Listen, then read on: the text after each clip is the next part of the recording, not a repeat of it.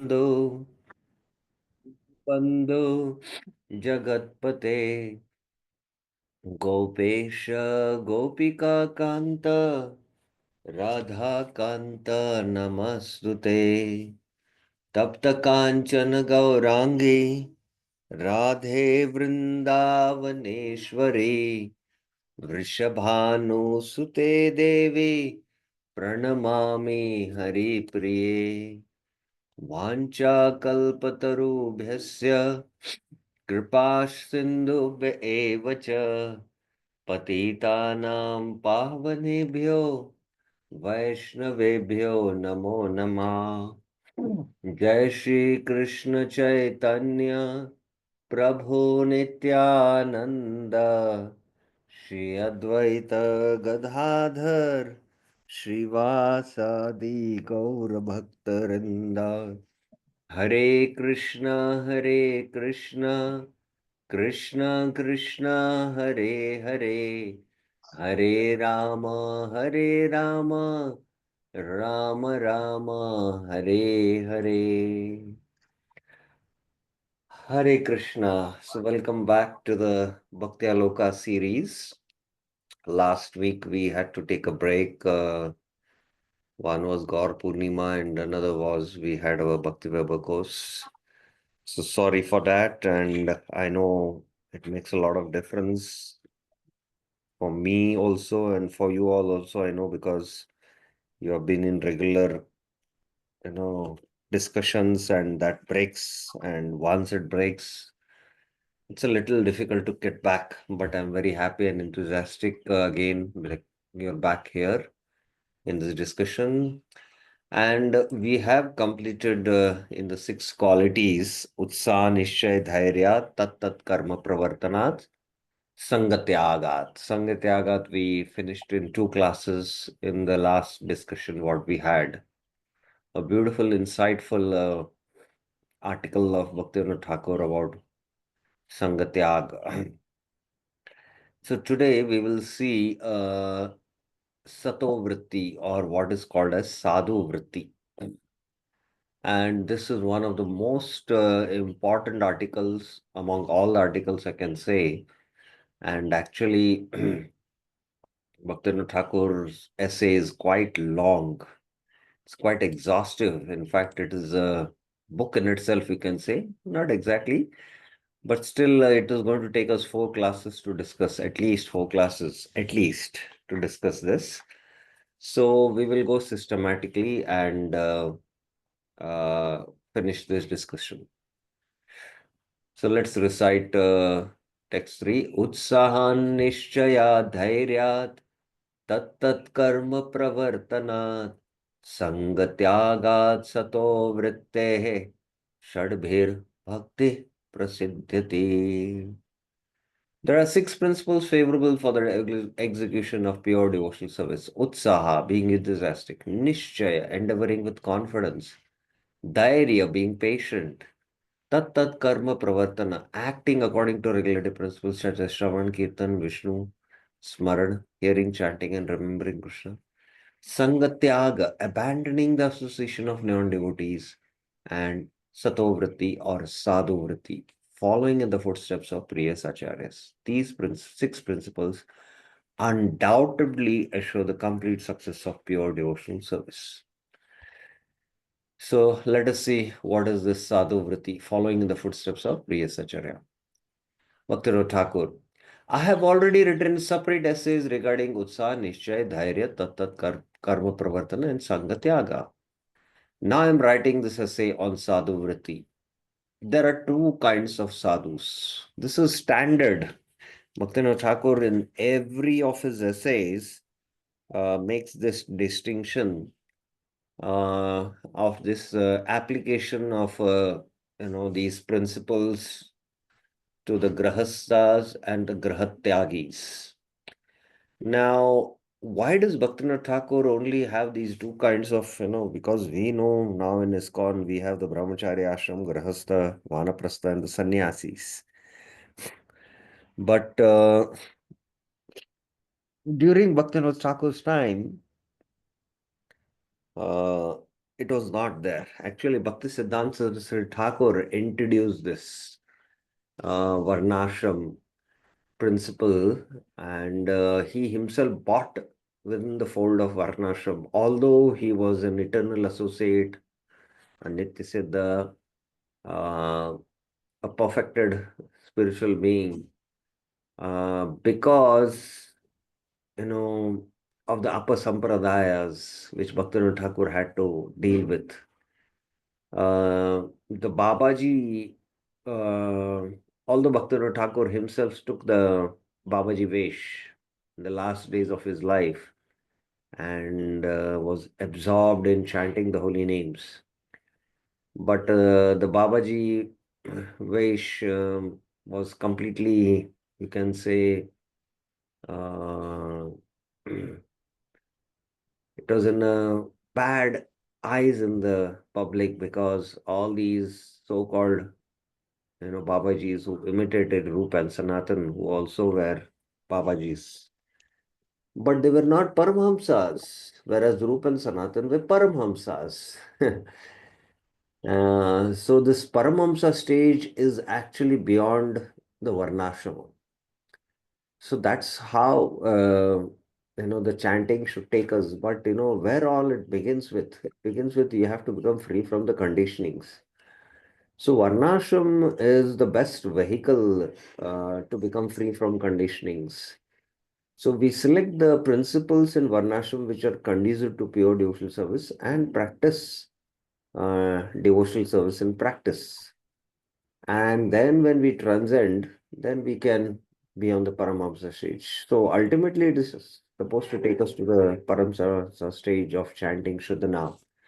So during Bhaktivinoda Thakur's time, there were only two.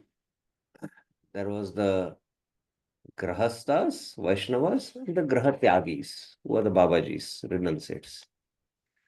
I will separately describe the Vritti occupation of each. So Bhaktivinoda Thakur is now going to describe the Vritti of the Grahatyagis and the Grahastas.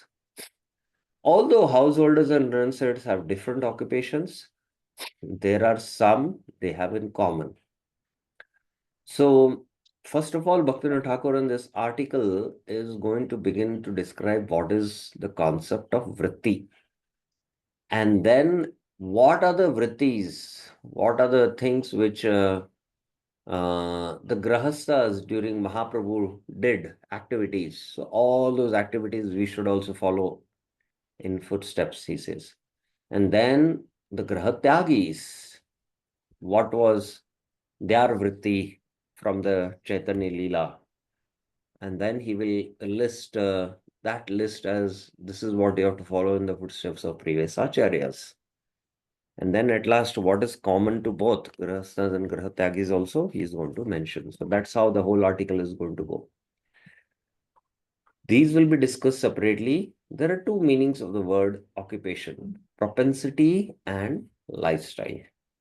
So vritti means propensity and vritti means lifestyle. Propensity means one's nature or sabhav. Those natural propensities are the living entities, dharma. Now, when Bhaktivinoda Thakur is saying sabhava, what is he referring to? What sabhav he is referring to? Anyone? You can raise your hands.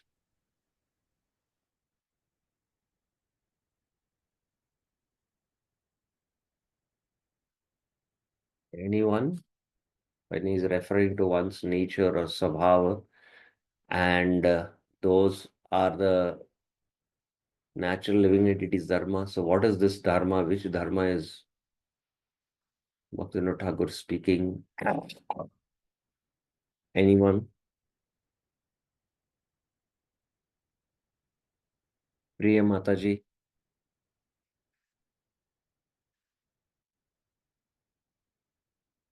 I've unmuted you.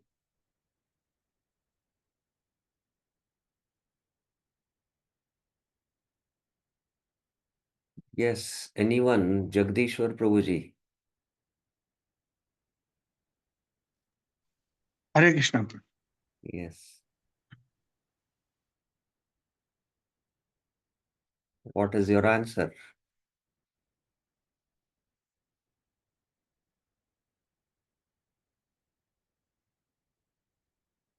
Are you there with us? You're pondering.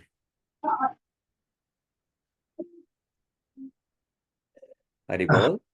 Yes. Am I able to? Yes, yes, yes. I'm available. Uh, No, your audio is, there is some technical problem. Sunita Mataji? Yes. Hare Krishna Dharma Pranam Prabhuji. Is it Jaiva Dharma? You have to speak a little loudly, please. Is it Jaiva Dharma Prabhuji? What is your nature right now? जीवेर स्वरूप है कृष्ण नित्य दास. Are you situated in that platform, Jivera Sarupa Krishna Nityadas? No. No. So then what's your swabhav? What's your nature? And where is your nature stored? Mind. Yeah, in the subtle body, swabhav. So Bhaktivinoda Thakur is speaking about that swabhav because of the conditioning. We are born with certain natures, and that is living entity's dharma. So what is this dharma then? To act as per our nature, what is that dharma? स्वभाव धर्म. Based on the sabha, what is that dharma called? Varnashram dharma. Yes. Why do we forget this simple thing, basic concept in the Bhagavad Gita? Prabhupada, right in the beginning of the Bhagavad Gita, he makes it very, very, very clear. 2.31 Sadharmam chap Sadharmam api chaveksha navikampitu. So Prabhupada says here,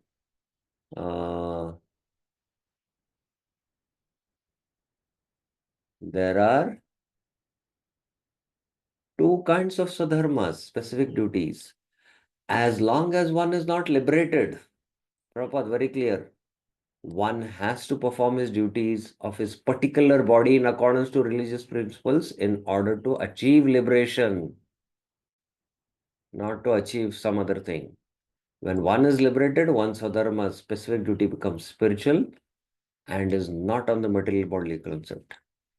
In the bodily concept of life, there are specific duties for the Brahmana, Kshatriya specifically, and such duties are unavoidable.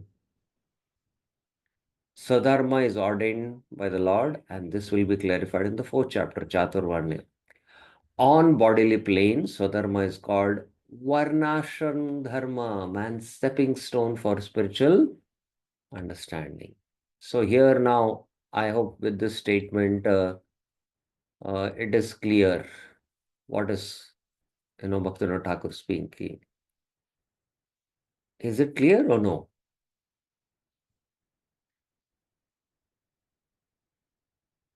So this is householders, there is renunciates, and householders have the vritti, occupation for householders, and renunciates have their vritti. And it has two meanings, occupation, propensity and lifestyle. Propensity means nature or swabhav. Okay. It is said in the Srimad Bhagavatam, Praya Swabhava Vihito, Nranam Dharmo Yuge Yuge, Veda Drigbhi, Vrito Rajan, Pretya Cheha Cha Sharmakrut. O King Rajan, those in knowledge of the Vedas say, Veda Drigbhi Sprita. Those are Sprita who know the Vedas in every age. An occupation according to one's nature, Dharma Swabhava Vihita, generally brings happiness, Sharma Krita Praya, in this life and after. Preta Cha Iha. So one has to follow one's occupation according to one's nature, sabhava. Dharma swabhava vihita brings sharma. By passing life in one's natural occupation, one can attain devotional service free from the modes of nature. Please mark this. So, this devotional service free from the modes of nature is what? It is Nirguna Bhakti, Shuddha Bhakti. So the Bhakti which is practiced when there is conditioning, there is Mishra Bhakti. And when one is liberated, the Mishran is Anyabhilashita Shunyam, is because the Swabhav desires are purified and there's no more, Jnana Karma Anavritam, because karma you do based on your Swabhav. So when you're liberated, then you attain devotional service free from the modes. Otherwise, one will fall into ill religion and unable to make gradual advancement. Please remember, if you don't do this, one will fall into adharma. If you don't follow your natural occupation first, and then he will be unable to make gradual advancement. So here, note down, Bhaktivinoda Thakur is saying that it is also gradual development which is happening. Again, Bhaktivinoda Thakur quotes in the Srimad Bhagavatam 7:11:32. Vrittya swabhava kritaya vartmana swakarma krit hitva swabhavajam karma shanir nirgunatam iyat. If one acts in his profession according to his nature, swabhava kritaya vrittya. Vritti means according to his nature. After gradually giving up his action, Shanir Karma Hitva, so gradually gives up, according to his nature, Sabhavajam, born out of his nature, he attains a stage beyond the gunas, Nirgunatam Iyat. So here it is mentioned, by following one's nature and practicing devotion, one can attain devotion which is beyond the three modes. So for this, Bhaktivinoda Thakur is giving this proof from the Bhagavatam. That is Narad Muni's teaching to Yudhishthira Maharaj. Nirgunata, or the transcendental position, means devotion to Krishna. So actually that is devotion to Krishna. That is real devotion, free from the modes. As stated in the Srimad Bhagavatam 11:25-33. Now for this statement, Bhaktivinoda Thakur gives this reference, that this, the transcendental position is where devotion begins. Pure devotion, you can say. Tasmadeham imam ladva jnana vijnana sambhavam gunasangam vinir mam bhajato vichakshana. Therefore, having achieved this human form of life, labdha imam deham, which allows one to develop full knowledge, jnana vijnana sambhavam, those who are intelligent, vichakshana, should free themselves from all contaminations of the mode of nature. Guna sangam vinir dhuya, and engage exclusively in loving service to me. Mam bhajatu. So this is the quotation he gives for this. It has been ascertained by the Lord's use of two words, nirgunam and mam pashrayam. Nirgunam is mentioned here.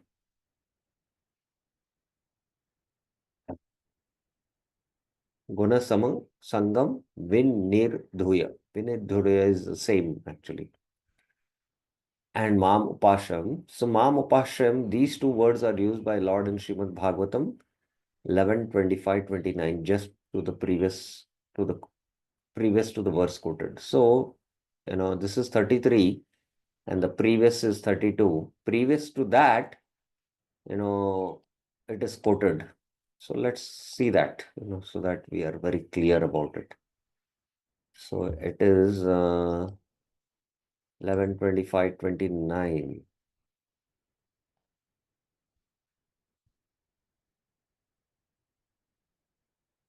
Eleven 25 29. Nirgunam mad apashayam. So this is Nirgunam. Happiness found in me is transcendental. Nirgunam and mad apashayam. In me. So that's how Bhaktivinoda Thakur is quoting this. He's saying uh, that these are quoted in the previous verse, that whatever is performed out of devotion is called nirgun, transcendental. The Srimad Bhagavatam states, Rajas tamascha abhijayet sattva samsevaya munihi sattvam cha abhijayet yukto nirpeksha ena shantadhi.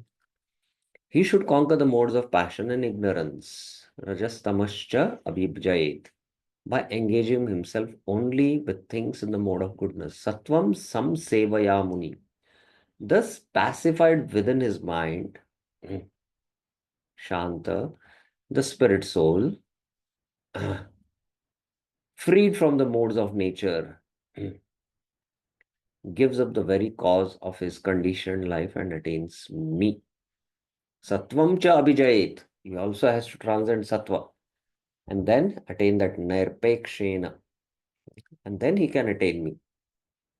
So there is initially concurrence of rajas and tamas by being in sattva, and then ultimately with devotion to the Lord, from sattva you have to go to shuddha sattva. Therefore, people can become free from the modes of nature if they pass their lives downtelling everything, sattvic objects, activities, time, and place with the devotional service of the Lord. Only human beings are eligible for propensities in the mode of goodness. And remaining in that state, they can gradually become free from the modes. So, park this statement. It is human beings are eligible for the propensities in the mode of goodness. So, now whatever our nature might be, with the practice of Krishna consciousness, we have to gradually come to the mode of goodness.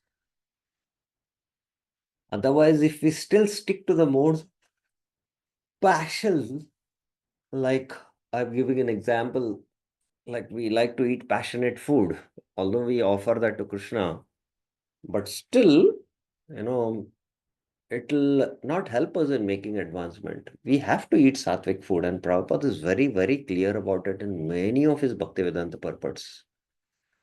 So we have to gradually try to come to the mode of goodness in all our activities, even in the devotional service. And only then we can become free from the modes, not being situated in rajas and tamas. The general propensities of the human beings in the mode of goodness are described in the Srimad Bhagavatam 7:11, 8 to 12 as follows. So in this series of verses, what are the propensities of beings in the mode of goodness is mentioned. Satya, speaking the truth without distortion or deviation. Daya, sympathy to everyone suffering. Tapa, austerity such as observing fast at least twice in a month on the day of Ekadasi. Saucha, cleanliness, bathing regularly at least twice a day, morning and evening, and remembering to chant the holy name of God. So Bhaktivinoda Thakur is adding a little more detail also.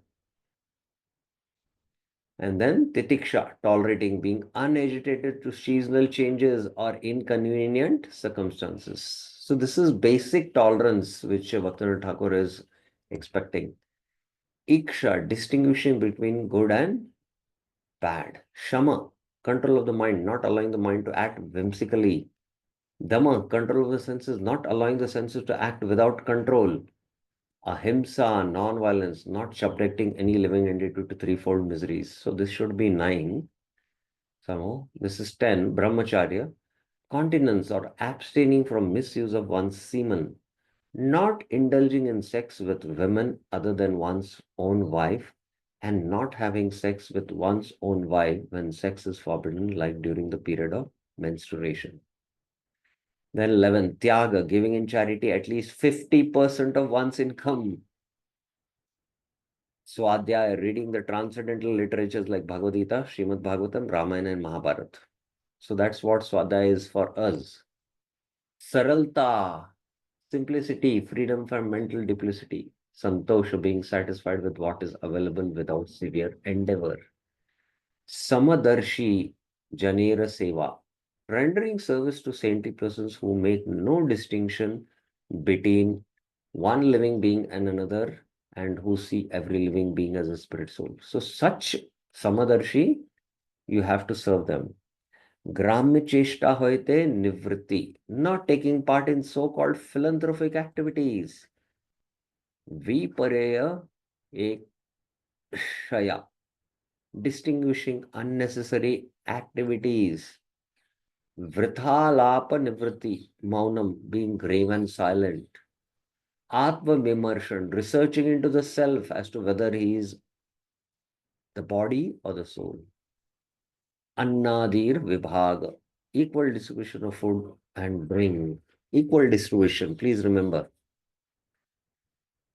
Then this is 20, please remember. Sakala Loga Bhagavat Sambandha Buddhi, accepting all living entities as related to Lord, as well as Shravana, hearing, Kirtan, chanting, Smaran, remembering his words and activities. Seva, service, Ijja, Nati, offering obeisances, Dasya, accepting service, Sakya, considering as a friend, Atma Nivedanam, surrendering one's whole self. So this was 21. 21 plus 9 is 29. Or it is actually 21 plus 9, it is 30. So I think these are 30. According to the differentiations of these 30 characteristics, the four Varnas, Brahmana, Kshatriya, Vaishya, and Shudra, and the four ashramas, Brahmachari, Grahastha, Vanaprastha, and Sannyas are born. Now, in all these, if you remember in the article, it is spoken that the general propensities of human beings in the modes of goodness. So all these four, divisions based on the quality which among the 30 are more to higher degrees and some are in less degrees. Based on that, these differentiations are done of Brahmana, Kshatriya, Vaishya, and Shudra. The Brahmana has more goodness. The Kshatriya has a little less and little more passion. The Vaishya also has goodness, but it is more also passion and ignorance. The Shudra also has goodness to a smaller degree, but again it is ignorance and passion. Are you getting this point?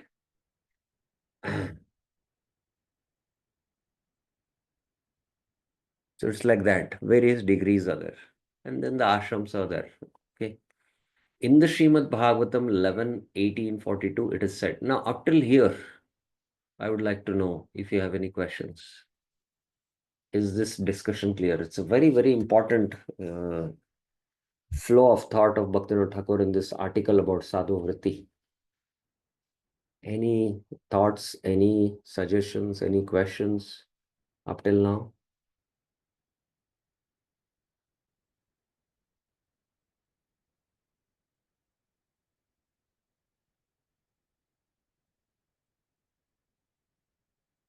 No. So, okay, then we continue the discussion.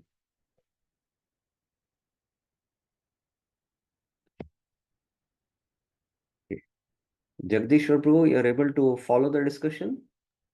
Yes, Prabhuji. Yes. Can you just summarize up till now how Bhaktivinoda Thakur has... Yeah. Prabhuji has that Bhaktivinoda Thakur given all qualities. Based on these qualities, this How does he start? How does he start the article? because there are two sadhu categories. One, Yes. There is the Grahastas and the Grahatyagis, Grahatyagi, yes. right?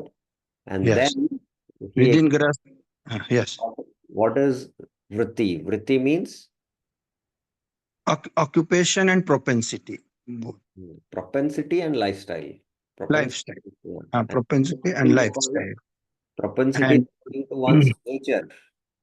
yes, one's nature. And nature is according to varnasrama dharma. Dharma, Dharma. Swabhav. Swabhav. And that's why he quotes these scriptural quotations. Yes. Well, I know that one has to, if one leads his life, devotional life also, according to one's Swabhav, then one will be happy. So that's Yeah. what. Then Then it is, the mode of goodness human beings are qualified. yeah. And 30 characteristics, there is background disturbance. So these are the 30, and based on them, so there is Brahmana who has a high degree of mode of goodness, which is completely under the control of, subdued under passion and ignorance. The Kshatriya also has goodness, but there is, passion and ignorance, and the passion is to a little more degree. And the Vaishya also has goodness, but it is passion, it is subdued by passion and ignorance. And maybe the passion and ignorance is also more. The Vaishya has goodness, but both the ignorance degree is more. Just like, Kapha, Pitta, Vayu, the three dhatus, even in a Vata Prakriti, there is Vata predominance and there is Pitta and Kapha. But even in the Vata Prakriti, there can be, which is Kapha predominant and also then Pitta. The second might be Kapha predominance. So like that, there are these different combinations. So there is the exact figures also for this. What is the degree? But I don't have it now, so I'll not, speculate on this. But I hope you got it. So in the Srimad Bhagavatam, it is said, what it is said? Bhikshur dharma samo himsa. Ahimsa it is, but it is not pronounced. A is, not there. Tapa iksha vanokasa grihino bhuta raksheya dvijascharya sevanam. The main religious duty of a sannyasi is equanimity, samo, and non-violence, ahimsa. Whereas for the vanaprastha, austerity and philosophical understanding of the difference between the body and soul is prominent. Tapa, iksha, vanokasa. Vanokasa means one who is a vanaprastha. The main duty of the householder are to give shelter to all living entities, grihino bhuta raksheya, and perform sacrifices. Bhuta raksha and ijja. Ijja it is. Rakshi and ijja. Raksha and ijja becomes raksheja. The main duties of the householder are to give shelter to all living entities and perform sacrifices. And the brahmachari is mainly engaged in serving the spiritual master. Dvijasya acharya sevanam.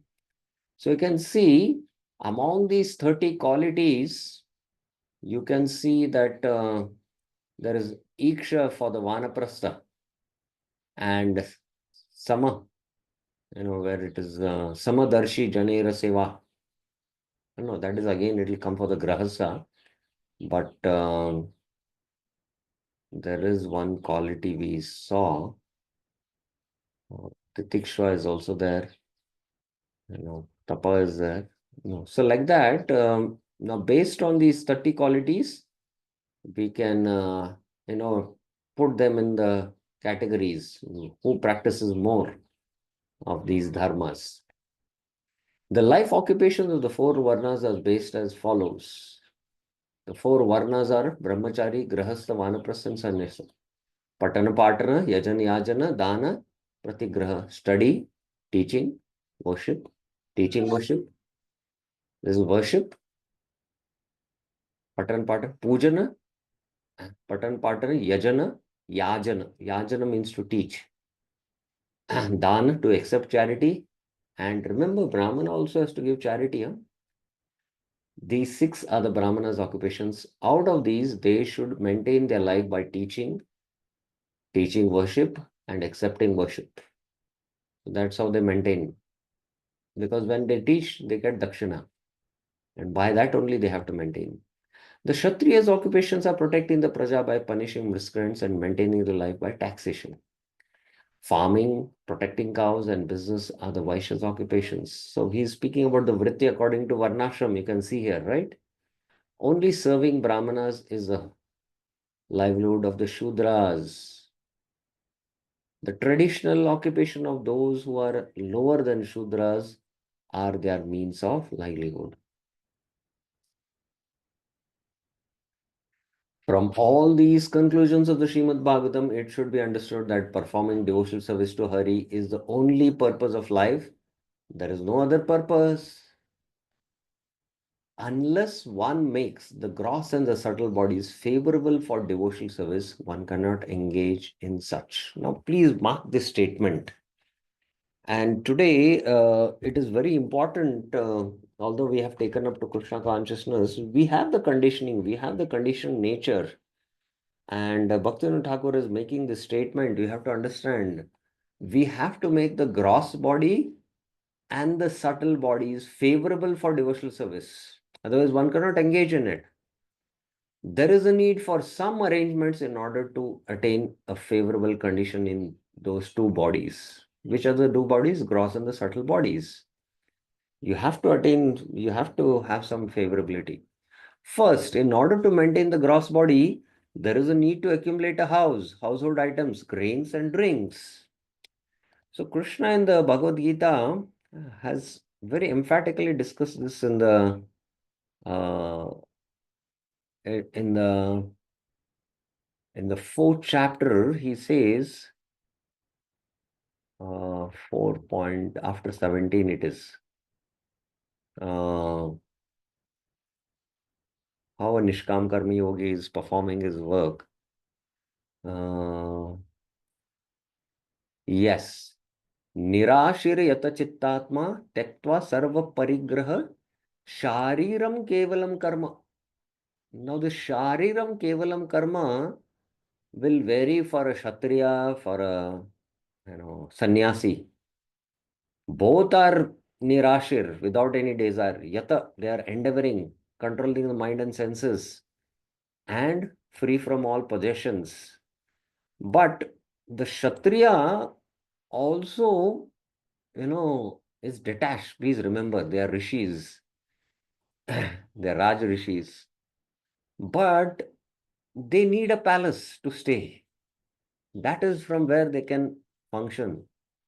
Whereas a sannyasi can stay in a small kutir. So the Sharira Kevalam Karma will vary, whether one is a Brahmana, whether one is a Kshatriya, or whether one is a householder, Grahastha, or a Vanaprastha, or a sannyasi. For Grahastha, again, if he doesn't have a proper house, and in that house there are no ingredients, he cannot do his bhajan, his wife also cannot do her bhajan. So this is what is it mean. For the propensity of the subtle body, now this is for the gross body. There has to be household items, grains and drinks. One needs proper knowledge and proper occupation based on that knowledge. Now here, proper knowledge is not regarding, the Bhagavad Dharma of, Shravanam Kirtanam. Knowledge as per one's nature. So there was Dhanur Veda, for the Kshatriyas, there was Ayurveda for the Brahmanas, So all that knowledge, because that is their Swabhava, and based on that, there is occupation. So that kind of knowledge. So today's world, it becomes very difficult because of the complexity of the Swabhavas of the children who are born, because the parents also don't marry according to their natures. Very complex system it has come up, because a Brahmana is to marry a Brahmini only in the traditional Varnashram. And the nature of the child was quite clear. So, and then the Brahmana can marry a Kshatriya wife, but a Kshatriya Purusha person cannot marry a Brahmani, Brahmana's daughter, who's a Brahmani. So that was the condition. Kshatriya has to marry a Kshatrani only, a lady who's born from the Kshatriya family only. So that was very clear. That's why that Anilom and Pratilom is there. So, and based on that, there is occupation, the proper knowledge. I was just giving that example. So this knowledge of the what is required based on the subtle body is very important. Today we all, even in our uh, we all go to a standard education, and then there is very less scope. It's either engineering or medical. But our nature might be quite different, so it becomes difficult.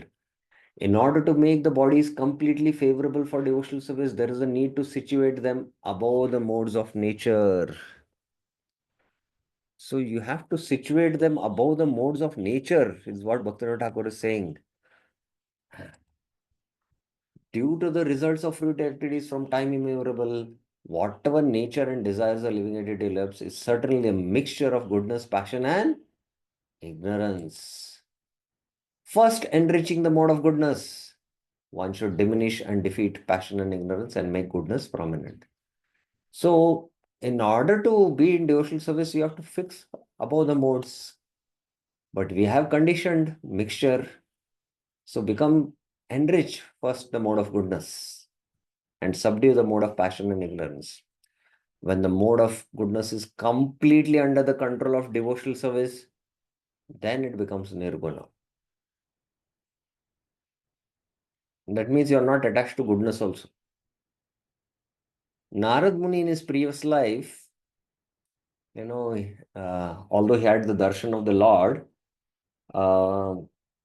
in his heart, and he heard the voice also in the sky, but he could not see him. The Lord spoke that in this life you'll not be able to see me because you're a kuyoginam. Kuyoginam means, there the term means that you're still not purified. Because Narad in that life was attached to the sattvic, forest. So that was a subtle attachment he had to be in the forest. So that was the contamination. And then Prabhupada mentions in the purport that in the life and the body of Narad Muni, he's not attached to staying in the forest. So Narad visits the palace. Narad visits, the hellish planets, the heavenly planets, and the Vaikuntha planets. He's transcendental. So even when the mode of goodness is completely under the control of devotional service, then it becomes nirguna. So first you have to come to the mode of goodness. That's the real challenge. That's the real challenge. By following this gradual process, again, one's body, mind, and environment become fit for devotional service.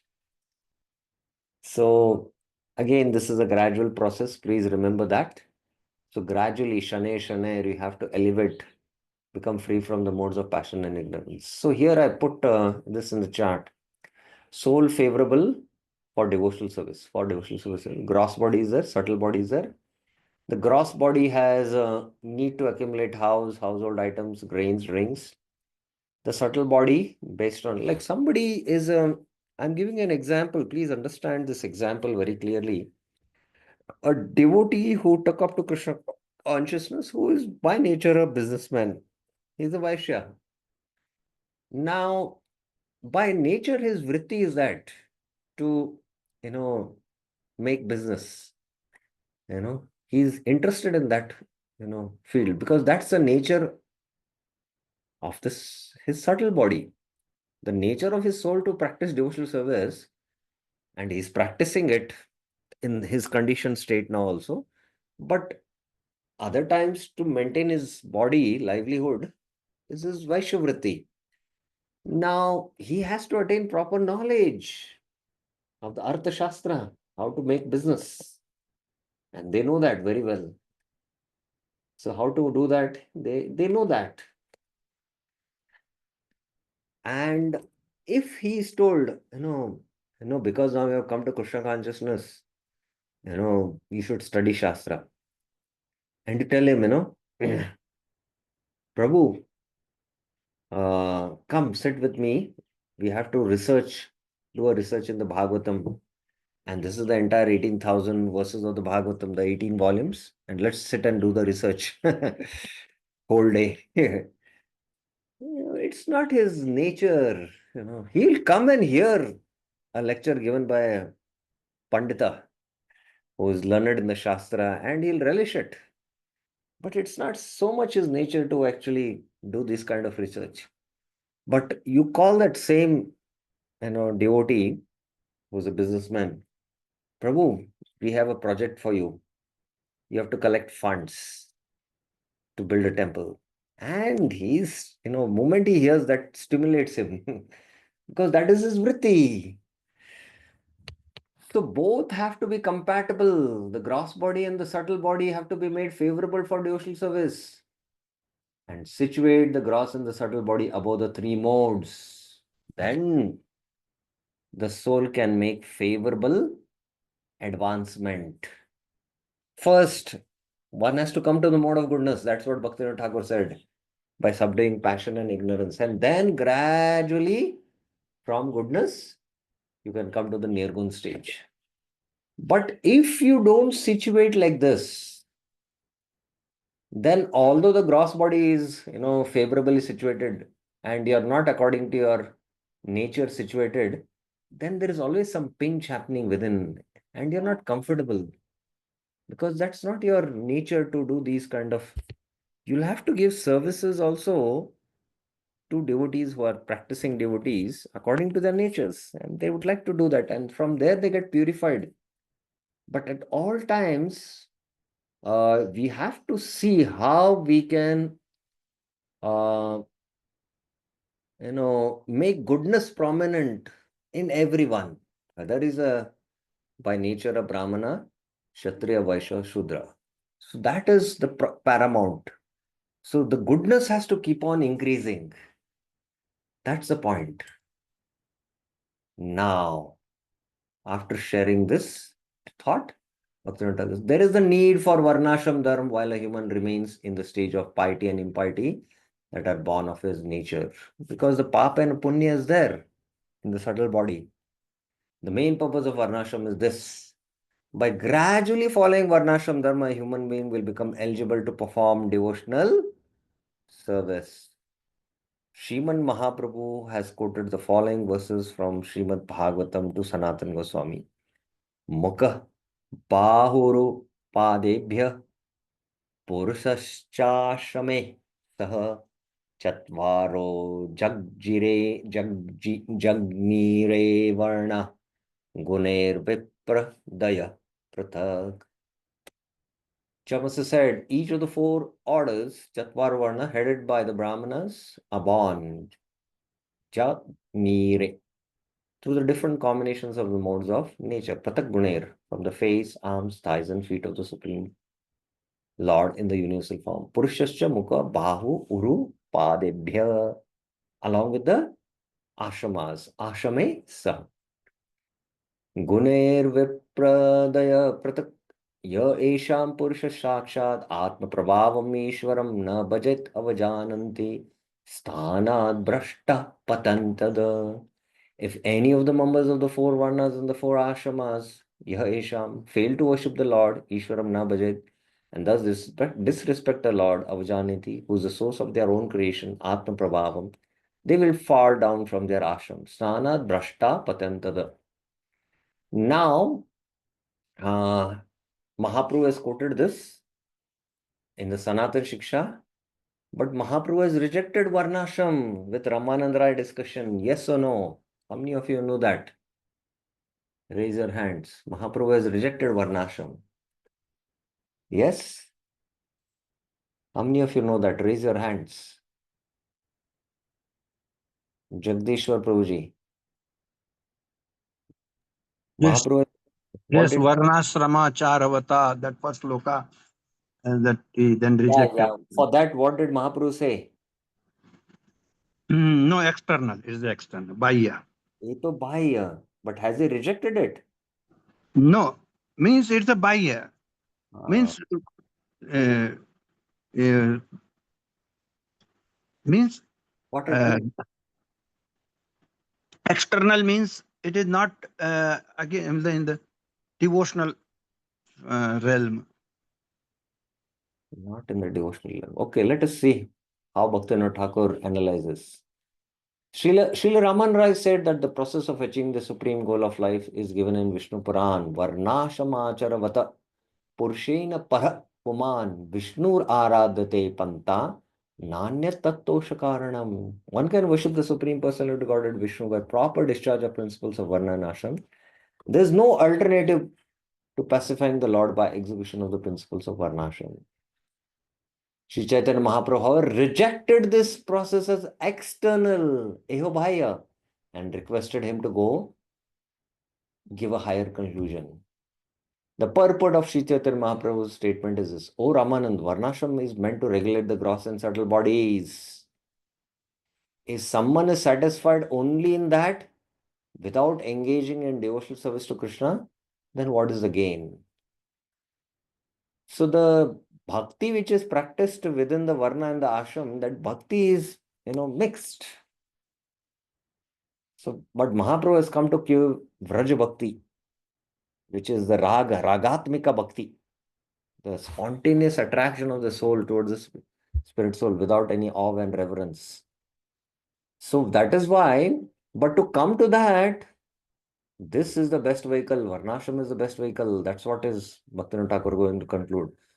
Therefore, although the process of Varnashram is the only means of purification for a conditioned soul, still it is external, as stated in the Bhagavatam. Dharma sunishtita pumsan vishvaksena katasuyah notpadayed yadi ratim shrama eva hi kevalam. The occupational duty a man performs according to his own position, dharma sunishtita pumsa, are only as much useless labor. Shrama eva hi kevalam, if they do not provoke attraction. Vishvaksena katasuya, the message of the personality Godhead. From this, one should not conclude that Chaitanya Mahaprabhu has ordered us to discard Varnashram. So this is sometimes devotees come to this conclusion. And that's why we have to see what acharyas give the deeper meaning of the purports and discussions which happen in the conversations. If that would have been the case, then he would not have instructed all living entities through his pastimes of completely following the orders of Grahastha and Sannyas. For his Grahastha disciples, he said, follow the duties of Grahastha. And for the Sannyasis, he himself was a Sannyasi. As long as one has a material body, the system of Varnashram Dharma must be followed, but it should remain under the full control of domination of Bhakti. This is what is the point to be noted. Varnashram Dharma is like the foundation of one's supreme occupational duty. So there is Varnashram Dharma and there is Parodharma. Now our goal is to attain Parodharma. And Varnashram, while executing Parodharma, Varnashram, you can be in the Varnashram. It should be under the Parodharma should be under the Varnashram should be under the control and domination of the Parodharma. And it is foundation for one's Parodharma. Savai Pumsan Parodharma. When one's supreme occupational duty, Parodharma, is matured and one achieves his goal, then the process is gradually neglected. So when do you achieve your goal? Jagdishwar Prabhuji, when you achieve your goal? When we first practice Sattoguna for full and then go beyond that Sattoguna. No. Then When one's supreme occupational duty is matured, that is the Parodharma gets matured. Shuddha Bhakti gets matured. When it gets matured? When we are in And Suddha what Sattva stage? only. Okay, let's go to what stage? It is Bhajan Kriya, Anarth Nivritti, Rushti, Nishtha, Asakti, Bhava, Prema. We are speaking about here Parodharma, not Yes. Varnashram Dharma. Supreme occupational duty is Parodharma, that is Shuddha Bhakti. You know? At the Asakti stage. Yes, that is the stage of Bhava, frankly speaking. It is Bhava. It's fully matured. Of course, Asakti also you can take. At Nishtha, one is, liberated from the, gross and subtle conceptions of life. One is situated in the self. There is no more influence of the modes. Rajastamo bhava kamalobhadasche chetete ranavidam sitvam satve prasidati. But gradually then he neglects till he comes to the stage of bhava and prema. And even in the stage of bhava and prema, one will follow it just to set a proper example and not behave like an avduta, where he can do because he is, completely controlled by bhakti, the stimulus of bhakti. And that's why Mahaprabhu used to see a sand dune and start running. And people used to wonder, his associates, what's happening? So gradually it is neglected. That's the point which Bhaktivinoda Thakur is making. Again, it is also abandoned at the time of death. Now, I will stop here, and this is a good food for thought for all of us to discuss and understand the need and importance of, understanding this topic, understanding our own natures, and, how best we should, more do the core activities of hearing and chanting and understanding our natures and gradually engaging in core activities of devotional service and doing activities according to your conditioned nature, how to gradually purify your conditioning by being detached with the results, and then slowly being more in mode of goodness, and from there goodness, which is under the control of bhakti, coming to nirguna state. So that's what is the whole discussion happening. So I hope it is clear. Any questions, any clarifications? I would like to take up any questions if you have. Any questions, any clarifications? Okay, so we will stop here and continue this discussion tomorrow. As I mentioned, the philosophical aspect is, discussed quite in detail.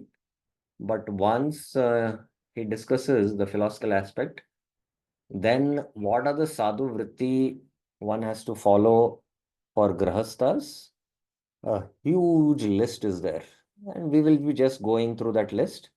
And for each of these vrittis which you should follow in Mahaprabhu's mission, in the Gaudiya Math, in the Gaudiya mission, in the our ISKCON, ISKCON is, we are Gaudiyas, we are devotees of Chaitanya Mahaprabhu. So he will give each one and he'll give each reference from Chaitanya Leela, how it was followed by Mahaprabhu's associates who were grasas. And for sannyasis, he'll give example of renunciates in Mahaprabhu's Leela. So all that list is a huge list, and we can go through that list quite quickly. So that's how this discussion will go on for next 2-3 classes. So stay tuned. Thank you very much. Srila Prabhupada ki jai. Srila Bhaktivinoda Thakur ki jai. Shri Bhaktyaloka ki jai. Hare Krishna.